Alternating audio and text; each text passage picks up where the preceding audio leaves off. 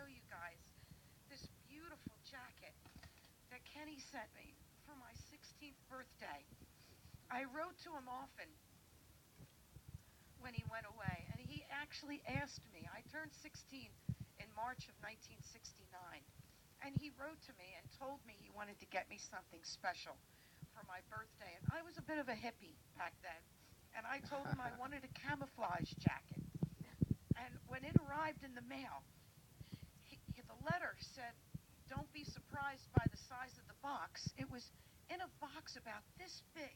It was all wrapped up like this, and he said, "Be very careful, Lorene, opening the box, because inside is my wristwatch, and it needs to be repaired, and Regina will know what to do. Just give her the watch, and she'll know what to do."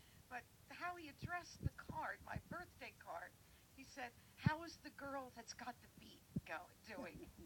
I would write to him and tell him about the dances that I would go to, and the boys that would ask me to dance. And he would always ask who my boyfriend was at the time, and he knew he was handsome and a great dancer. But I just wanted to show you guys how gorgeous this jacket is. I very rarely wear it because I just didn't want anything to happen to it. But you can see on the back it says, "When I die, I'll go to heaven because I've spent my time in hell." 1969 to 70. But everything looks like it was handmade on it, and of course, I never got to ask him where he had it made and all what the symbols mean. So I was going to ask George, and Don Lopez if they could maybe explain them to me. Maybe they were symbols from his army outfit. But I just wanted to tell you all that I loved him very much. I probably was in love with him too. He was my older sister's boyfriend. And when he would ring the doorbell and come, to pick her up for a date, we grew up in the exact same house that he did on Harding Avenue, and I would tear down the steps ahead of her so that I could open the door first. But he was just a terrific guy. I never, ever forgot him.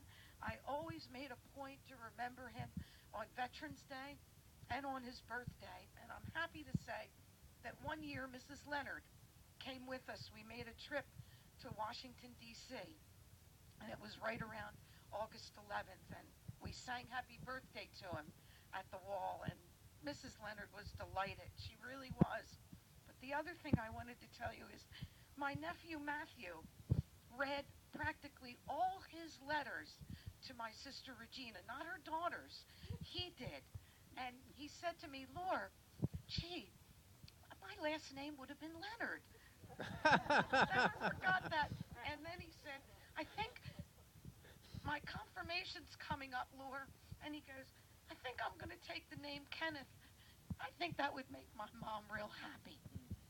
But she has wonderful kids, and I feel like they know him just as well as we did. But I do thank Hank for doing all this for us, and everybody that came. It's wonderful, wonderful to meet all of you, and thank you again for letting me say a few